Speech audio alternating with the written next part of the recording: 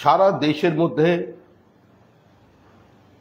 যে বিভাজনের রাজনীতির জন্ম দিয়েছিল, যে মানসিকতা নিয়ে তারা বেশ কয়েক দশক ধরে এই দেশের সরকার পরিচালনা করেছে, তাদের যে মানসিকতা আজও একই জায়গায় আছে। আজকের শ্যাম পিত্রদার কয়েকদিন আগে যে মন্তব্য করেছেন এবং তাকে যেভাবে সমর্থন করেছেন আমাদেরই পশ্চিমবঙ্গের নেতা, লোকসভার কংগ্রেসের নেতা শ্রী অধীর রঞ্জন চৌধুরী, সে অত্যন্ত নিন্দনীয়। অবিভক্ত জাতীয় জনসমাজকে হরিজন গিরিজনের নামে, বর্ণ হিন্দু ক্ষত্রিয়ের নামে সমাজকে টুকরো টুকরো করে, হিন্দু মুসলমানের নামে, শিখ খ্রিস্টানের নামে কংগ্রেসের যে ভোট ব্যাংকের রাজনীতি, তা আজও অব্যাহত আছে। কংগ্রেস গান্ধীজিকে গ্রহণ করেছিল কিন্তু অবলম্বন করেনি। গান্ধীজি তার জীবদ্দশায় এবং স্বাধীনতার অব্যবহিত পরেও তার যে অবস্থান ছিল, আজকে কংগ্রেস কার্যত সেটাকে কোনো মান্যতা দেয়নি তাদের বিভিন্ন কার্যকলাপের মধ্যে দিয়ে। শ্যাম পিত্রদা এর আগেও তিনি যে তফসিলি বিরোধী সেটা প্রমাণ করেছেন। তিনি এর আগে বলেছিলেন যে ডক্টর বি আর আম্বেদকরের থেকেও পণ্ডিত নেহেরুর ভূমিকা অনেক বেশি ছিল। শ্যাম পিত্রদার এখন টার্গেট হয়েছে মধ্যবিত্ত সমাজ। তিনি রাহুল গান্ধীর অত্যন্ত ঘনিষ্ঠ এবং রাহুল গান্ধীর পরামর্শদাতা। তিনি আজকে বলছেন যে রাম মন্দিরকে নিয়ে তার যে অবস্থান, তার যে বক্তব্য, সে তো কার জন্য বোঝা যাচ্ছে কংগ্রেস যদি ক্ষমতায় আসে আবার রাম মন্দিরকে ফিরিয়ে দিয়ে ওখানে কোনো নতুন মসজিদ তৈরি করে দেবে, কিন্তু সেটা প্রকাশ্যে বলতে পারছে না। ঘুরিয়ে ফিরিয়ে বিভিন্নভাবে কংগ্রেস এই বিরোধিতা চালিয়ে যাচ্ছে। আমরা আগেও বলেছিলাম যে রাম মন্দির আমাদের কাছে নিঃসন্দেহে জাতীয় আত্মমর্যাদা, এ দেশের বহমানতা, এ দেশের আত্মপরিচয়ের প্রতীক। এর মধ্যে কোনো হিন্দু মুসলমানের বিভাজনের রাজনীতি নেই, কোনো মন্দির মসজিদের রাজনীতি নেই। একটা বিরোধী আক্রমণকারী ক্ষতচিহ্নকে আমরা ওখান থেকে মুছে দিতে চাই। কিন্তু দুর্ভাগ্যের বিষয়, সেই অনুষ্ঠানেও কংগ্রেস বয়কট করেছেন এবং অন্যান্য রাজনৈতিক দল যারা একটা জোট তৈরির চেষ্টা করছিলেন, যেটা এখনো পর্যন্ত চেষ্টাতেই আছে, বাস্তবায়িত হয়নি। আমরা আগেও বলেছিলাম এটা নেট প্র্যাকটিস করবেন, 2029-এর জন্য এখন থেকে লড়াই করতে পারেন, চিন্তাভাবনা করতে পারেন, কিন্তু 2024-এ কার্যত কোথাও কোনো জোট নেই। মুখ্যমন্ত্রী যদিও রাজ্যের বলছেন তিনি ভোটের পরে জোটটা বুঝে নেবেন, কিন্তু এখন জোট করার অবস্থায় তিনিও যে থাকবেন না, প্রত্যেক নির্বাচনের পরে তিনি বারবার সেটা বুঝতে পারছেন এবং তার জন্য মেজাজ হারাচ্ছেন, এমন কিছু শব্দ ব্যবহার করছেন যেটা মুখ্যমন্ত্রীর রাজনৈতিক উচ্চতা থেকে কোনো এই সমাজ প্রত্যাশা করে না। জেএনইউয়ে যারা দেশ বিরোধী স্লোগান দেয়, এই নির্বাচনে কংগ্রেস তাদের টিকিট দিয়েছেন। চিরঞ্জিত সিং পাঞ্জাবের প্রাক্তন মুখ্যমন্ত্রী, যিনি সরাসরি 26/11 দাঙ্গার ক্ষেত্রে, 26/11 ঘটনার ক্ষেত্রে, যে মাফ করবেন 26/11 যে ঘটনা, সেই ঘটনার ক্ষেত্রে যারা ওখানে শহীদ হয়ে গিয়েছিলেন তাদের সম্পর্কে, তাদের গতিবিধি সম্পর্ক নিয়ে সমালোচনা করেছিলেন, প্রশ্ন তুলেছিলেন। তিনি এবারও কংগ্রেসের প্রার্থী হয়ে নির্বাচনে প্রতিদ্বন্দ্বিতা করছেন। এখন প্রশ্ন হলো, শ্যাম পিত্রদার এই বক্তব্য, তার এই বর্ণবিদ্বেষী বক্তব্য, বা সেটাকে যেভাবে অধীর চৌধুরী সমর্থন করেছেন, কংগ্রেসকে এটাকে সমর্থন করে, কংগ্রেসকে অধীর চৌধুরীর বিরুদ্ধে নিয়ে কোনো ব্যবস্থা নেবে শ্যাম পিত্রদার এই বক্তব্যকে কার্যত সরাসরি সংবাদ মাধ্যমে সমর্থন করার ক্ষেত্রে? তার প্রার্থীপদ থেকে কি কংগ্রেস সরে আসবে সমর্থন থেকে, না শ্যাম পিত্রদা সম্পর্কে কংগ্রেস কোনো প্রকাশ্য স্টেটমেন্ট করবে? এটা কিন্তু আজকে মানুষ জানতে চায়।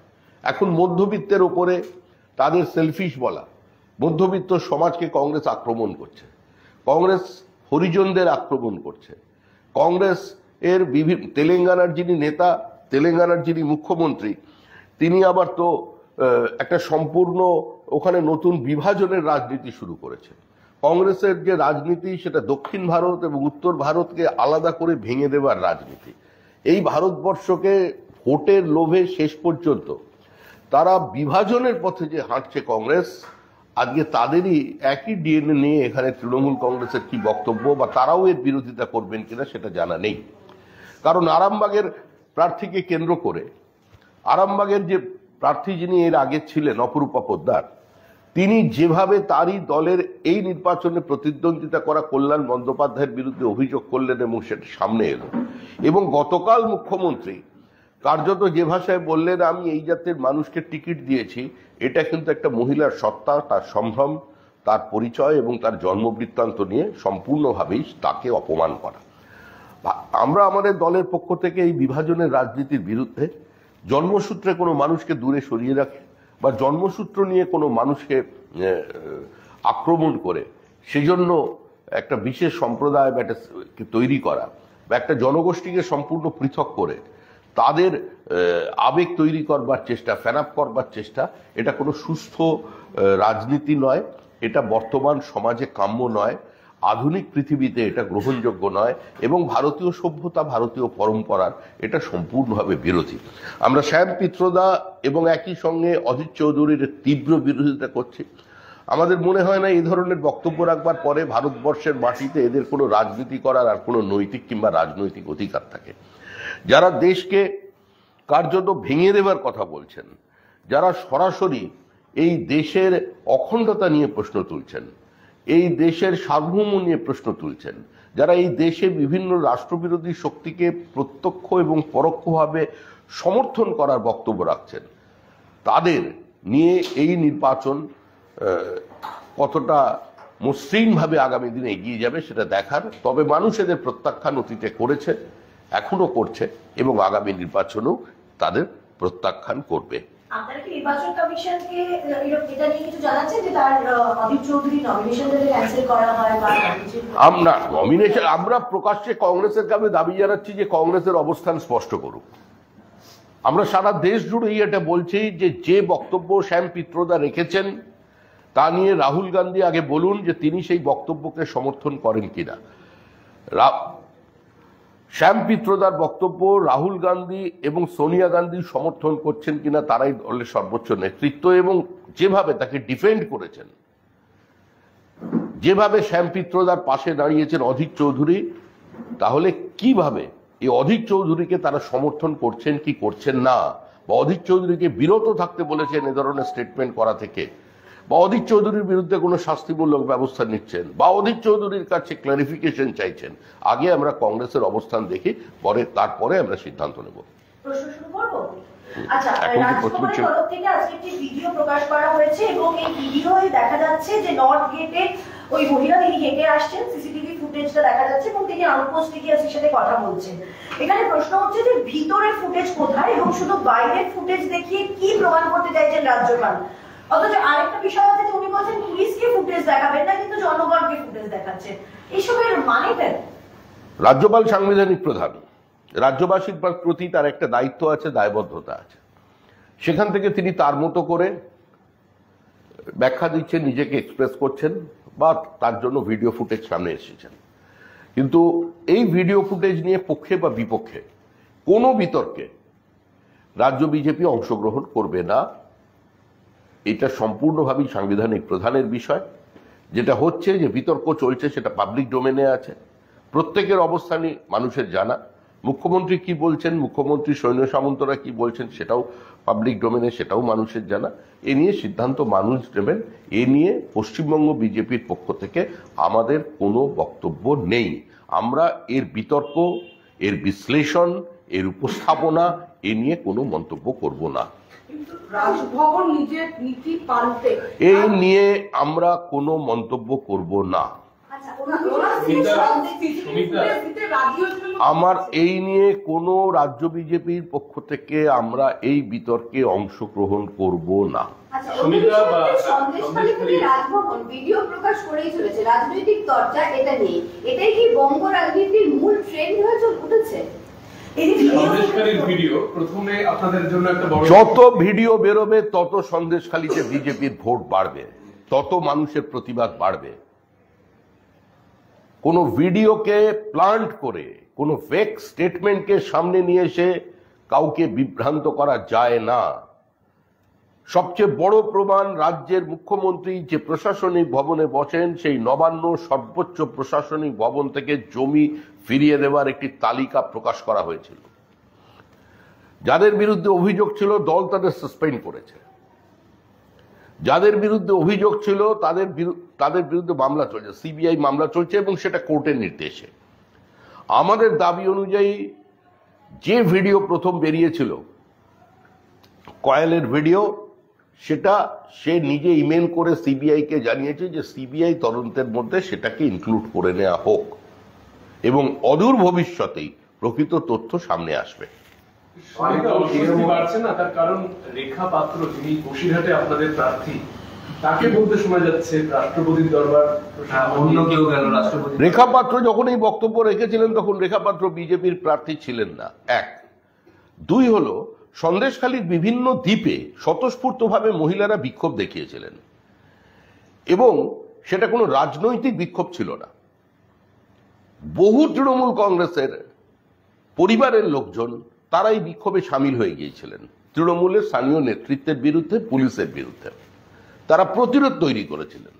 বাইরে থেকে যারা আন্দোলন ভাঙতে এসেছিল তাদের তাড়া করে নদীতে ফেলে দিয়েছিলেন। এখন রেখা পাত্র একজন গৃহবধূ, তিনি আন্দোলনে ছিলেন, কিন্তু রাষ্ট্রপতি ভবনে কারা গিয়েছিলেন তাদের রেখা পাত্র চেনেন না বা চিনতেন না, স্বাভাবিকভাবেই অন্য জায়গা, মানে সন্দেশখালীরই। আবার তারাও যে রেখা পাত্রকে চিনত এরকম মনে করার কোনো কারণ নেই। রেখা পাত্র একজন গৃহবধূ, তিনি আন্দোলনে ছিলেন, কিন্তু সমস্ত সন্দেশখালীর লোককে আগে থেকে তাকে চেনা বা সবাই রেখা পাত্রকে চেনা সম্ভব ছিল না। আজ উনি বিজেপির প্রার্থী হয়েছেন, বিজেপি প্রার্থীর কারণে রেখা পাত্রের পরিচিতি বেড়েছে এবং সবাই রেখা পাত্রটা দেখতে পাচ্ছেন। বিজেপি প্রার্থী হওয়ার পর রেখা পাত্র এ ধরনের কোনো বক্তব্য রাখেননি। যে অনুপ দাসের নাম উঠে এসেছে, সেই অনুপ দাসকে ব্যক্তিগতভাবে আমি 20 বছরের বেশি সময় ধরে চিনি। সে দীর্ঘদিনের বিজেপি কর্মী, আমাদের পুরো সংগঠনের সঙ্গে যুক্ত এবং সন্দেশখালী থেকে যারা রাষ্ট্রপতি ভবনে গিয়েছিলেন তারা প্রত্যেকে প্রতিবাদী, প্রত্যেকে ওখানে আন্দোলনে সামিল হয়েছিলেন। হ্যাঁ, তখন হয়তো রেখা পাত্র তাদের চিনতেন না। হাজার হাজার মানুষের মধ্যে আন্দোলন, কেউ তো একদম প্রতিষ্ঠিত, কেউ সেলিব্রিটি বা ওখানকার নেতা ছিলেন না যারা আন্দোলনে সামিল হয়েছিলেন, সাধারণ মহিলারা আন্দোলনে সামিল হয়েছেন। প্রত্যেকে চেনা সম্ভব নয়। সেই বিভ্রান্তি থেকে, কোনো রটনা থেকে এ ধরনের বক্তব্য আসতে পারে। তবে এই ভিডিও থেকে সন্দেশখালীর রাজনীতি, উত্তর 24 পরগনার রাজনীতি এবং তৃণমূলের সর্বত্র দখলদারির যে রাজনীতির কোনো পরিবর্তন থেকে যে প্রতিবাদ, সেখান থেকে মানুষ সরে আসবে না। মানুষ সচেতন, মানুষ বিরুদ্ধে ভোট দেবে। একজন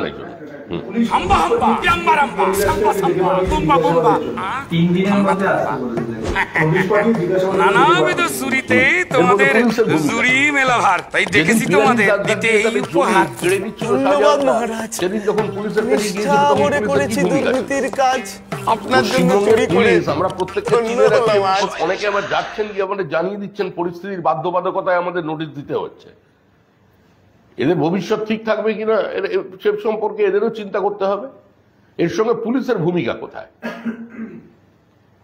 আগে নয় একটা ভিডিও ছিল, সেখানে পুলিশের ভূমিকা থাকলেও থাকতে পারে, কিন্তু এই কথোপকথনের মধ্যে পুলিশের ভূমিকা কি তদন্ত করে বার করবে, কোন সত্য উদ্ঘাটন করবে? ওখানে তো সিবিআই তদন্ত চলছে। পুলিশের কাজ হচ্ছে প্রমাণ লোপ করা, পুলিশের কাজ হচ্ছে বিভ্রান্ত করে দেওয়া। সন্দেশখালীতে এত মানুষ এখনো ঘর ছাড়া আছেন, বাড়ির গ্রিলগুলো পর্যন্ত খুলে নিয়ে চলে গেছে। তৃণমূলের অত্যাচারের কারণে শয়ে শয়ে কর্মী আজকে আমাদের চলে গেছে অন্ধ্রপ্রদেশে, কেরালে পরিযায়ী শ্রমিক হয়ে। কি ব্যবস্থা নিয়েছে পুলিশ? বলা হচ্ছে যে মহিলাদের বিরুদ্ধে, যে মহিলা নির্যাতনের অভিযোগ করা হচ্ছিল, সেই সাদা পাতায় সই করিয়ে নেওয়া হয়েছিল, জমি নিয়ে তাদের। যত এ ধরনের বিভ্রান্তিমূলক তথ্য তৃণমূল কংগ্রেস সামনে আনবে, পরিস্থিতি তৃণমূল কংগ্রেসের বিরুদ্ধে যাবে। তৃণমূল কংগ্রেস ডোবার আগে খড়কুটো ধরে বেঁচে থাকতে চাইছে, কিন্তু দেখে রাখুন, তৃণমূল হারছে, তৃণমূল হারবে। মানুষ তৃণমূলের বিরুদ্ধে ভোট দিচ্ছে। তৃণমূল এই নির্বাচনে ডাবল ডিজিটে পৌঁছতে পারবে না। তৃণমূলের 10 সংখ্যায় পৌঁছানো কার্যত অসম্ভব। আলিপুর ডিএম অফিসে আজ উত্তেজনা, বিজেপি তৃণমূলের স্লোগান, পাল্টা স্লোগান, জয় শ্রীরাম স্লোগান বিজেপি কর্মীদের, জোর স্লোগানও দিয়েছে তৃণমূল কর্মীরা। এর মধ্যেই মনোনয়ন জমা করলেন সায়নী ঘোষ। ডায়মন্ড হারবারেরও বিজেপি প্রার্থী আছে। এই যে পাল্টা স্লোগান, চললো বিজেপি তৃণমূলের ঘটনাস্থলে মোতায়েন হয়েছে বিশাল পুলিশ বাহিনী, কি বলবেন? এটা কাঙ্ক্ষিত নয়, কিন্তু পশ্চিমবঙ্গের এই অবস্থা তৈরি করেছে। শুভেন্দু অধিকারীকে দেখে তিনি গাড়ি করে যাচ্ছেন, তার পিতৃদেবকে সম্বোধন করে গালিগালাজ করবেন, শুভেন্দুকে দেখে বলবেন, তো এইগুলো তো তৃণমূল কংগ্রেস শুরু করেছে। এটা পশ্চিমবঙ্গের রাজনীতিতে সুস্থ স্বাভাবিক অবস্থা, এটা কাঙ্ক্ষিত নয়, অনভিপ্রেত ঘটনা। কেউ স্লোগান দিলে পাল্টা স্লোগান হবে, এটাই তো স্বাভাবিক। আর জয় শ্রীরাম যারা মনে করেন গালিগালাজ, তারা পাল্টা দেবেন স্লোগান, আবার তার পাল্টা হবে। আলিপুরদুয়ারে আজকে বামেদের মনোনয়নপত্র জমা দেওয়া নিয়ে গিয়ে ধুমধুমা বামেদের সঙ্গে মুখোমুখি। আলিপুরদুয়ারে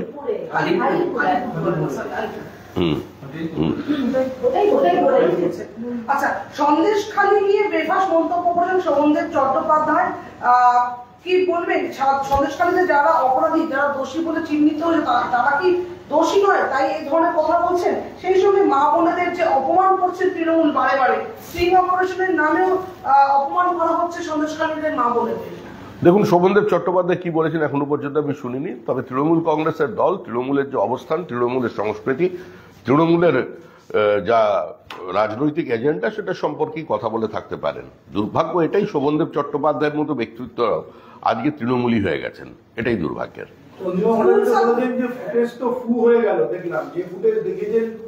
অভিযোগ করেনি, কিন্তু নিজেই বলছেন যে আমি গেছি, ওখানকার ওসির কাছে অভিযোগ হয়েছে, সেগুলো সবই হয়েছে। এই ফুটেজ দেখিয়ে কি মানে হলো সেটা বোধগম্য হলো না। তন্দ্রিমা ভট্টাচার্য বলেছেন আমাদের এই ব্যাপারে কোনো মন্তব্য করবো না। বলছি, আপনারা বলছেন যে বক্তব্য কাঙ্ক্ষিত নয়, যে পরিস্থিতি আলিপুরে তৈরি হয়েছে, ওইদিকে আপনাদের প্রাক্তন রাজ্য সভাপতি তিনি বলছেন যে পুলিশের প্যান্ট জামা খুলে নেবে। কে? প্রাক্তন রাজ্য সভাপতি তিনি নির্বাচনী প্রচারে গিয়ে প্যান্ট জামা খুলে নেওয়ার হুমকি দিচ্ছে। পরিস্থিতি যেরকম তৈরি হয়েছে, আমি আগেই বলেছি, এটা নিয়ে কোন পরিস্থিতিতে বলছেন। মানুষ, তিনিও তো রক্ত মাংসের মানুষ, তারও তো একটা সহ্যের সীমা আছে। বহরমপুরের কংগ্রেসের অভিযোগের ভিত্তিতে বহরমপুরের আইসি বদল করলো কমিশন। বহরমপুরের আইসি কে নিয়ে অভিযোগ ছিল, এবং আমরা তো প্রথম থেকেই বলছি, শুধু ম্যাক্রো লেভেলে নয়, মাইক্রো লেভেলেও পরিবর্তন করতে হবে। তৃণমূল প্রত্যেক জায়গায়, থানায় থানায় আইসি বসিয়ে কার্যত এখন তৃণমূলের হয়ে এই নির্বাচনে সবচেয়ে বেশি সক্রিয় পুলিশরা।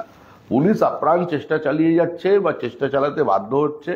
যারা লুটে অংশগ্রহণ করেছিলেন তারা তাদের লুট অব্যাহত রাখতে কিংবা লুটের মাল সুরক্ষিত রাখবার জন্য তারা তৃণমূলের সঙ্গ দিচ্ছে। যারা দিচ্ছে তারা বাঁচবে না। বহরমপুরে দাদার হয়ে প্রচারে নেমেছে ইরফান পাঠান, প্রাক্তন ক্রিকেটার। ইউসুফ পাঠানও ক্রিকেটার, প্রাক্তন ক্রিকেটার, তার হয়ে আজকে তার ভাই প্রাক্তন ক্রিকেটার ইরফান পাঠান প্রচার করছে, রোড শো করছে। আমাদের প্রার্থীদের সমর্থনে প্রচুর লোক রাস্তায় নেমেছে, প্রচার করছে, স্থানীয় মানুষকে সঙ্গে নিয়ে, বাইরে থেকে আনতে হয়নি। স্কুল সার্ভিস কমিশনে ৮,০০০ বেশি বেআইনি নিয়োগের কথা জানিয়েছে স্কুল সার্ভিস কমিশন।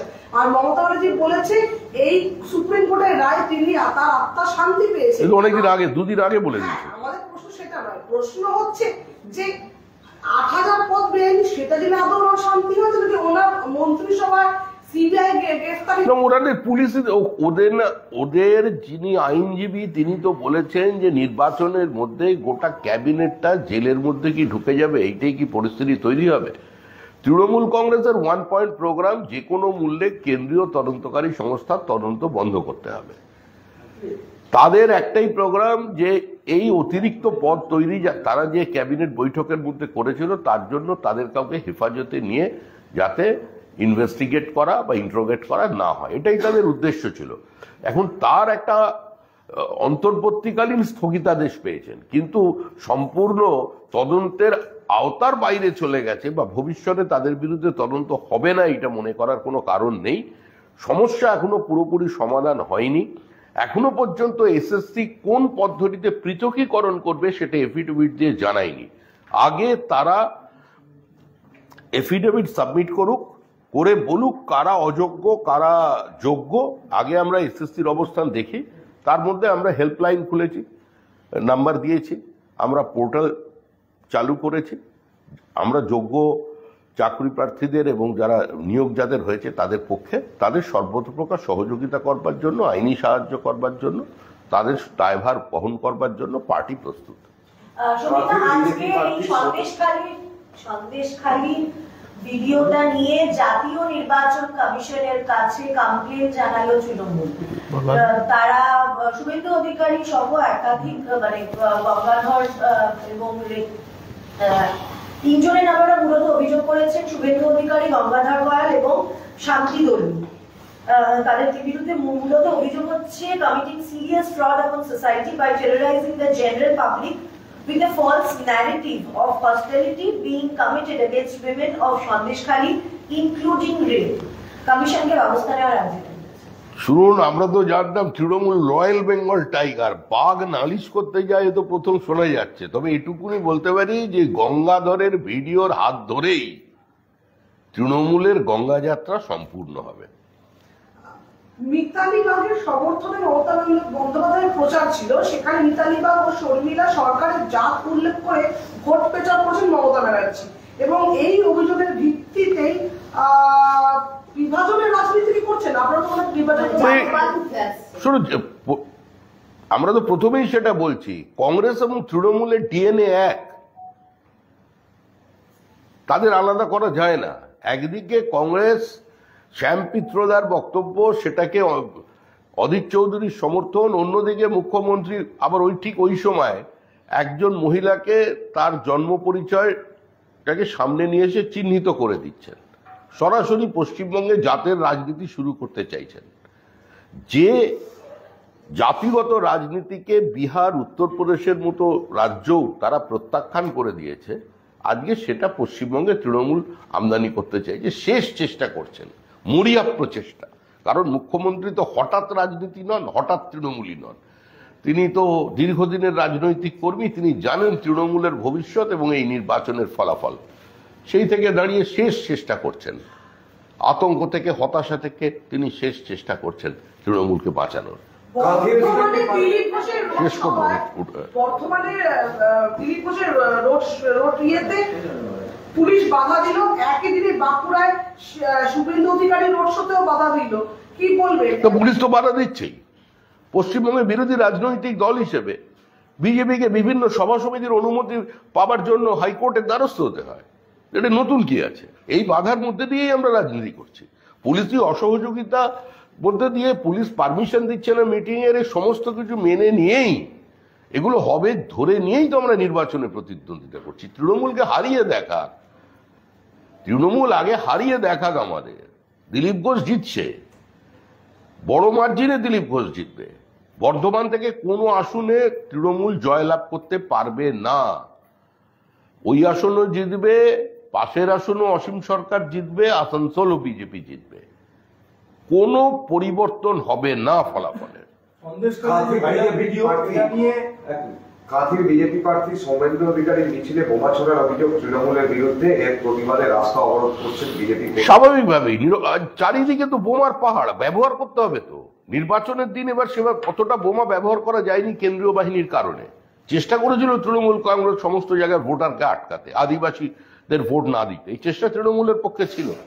এখন আগে থেকেই আবার দক্ষিণবঙ্গের নির্বাচন, উত্তরবঙ্গ তো গেছে, মুখ রক্ষার জন্য যদি দক্ষিণবঙ্গে কিছু করা যায় এই জন্য বোমা টোমা ছুটছে। ভোট মিটে যেতেই মুর্শিদাবাদ উত্তপ্ত, বুধবারে রঘুনাথগঞ্জে শাসক দলে সিপিএম এর সঙ্গে তৃণমূলের গন্ডগোল, রক্তাক্ত মুর্শিদাবাদের রানীতলা। অভিযোগ, আমরা যে কোনো ধরনের হিংসার বিরুদ্ধে, রক্তপাতের বিরুদ্ধে, প্রাণহানির বিরুদ্ধে, বোমাবাজির বিরুদ্ধে, কিন্তু তৃণমূল আর সিপিএম যদি এখানে বোমাবাজি করে এটা আরো দুর্ভাগ্যজনক। আমার মনে হয় দিল্লিতে যখন ভোটের পরে বা এর মধ্যে যদি একবার সীতারাম ইয়েচুরি আর মমতা বন্দ্যোপাধ্যায় কথা বলে নেন, ব্যাপারটা ঠিক হবে।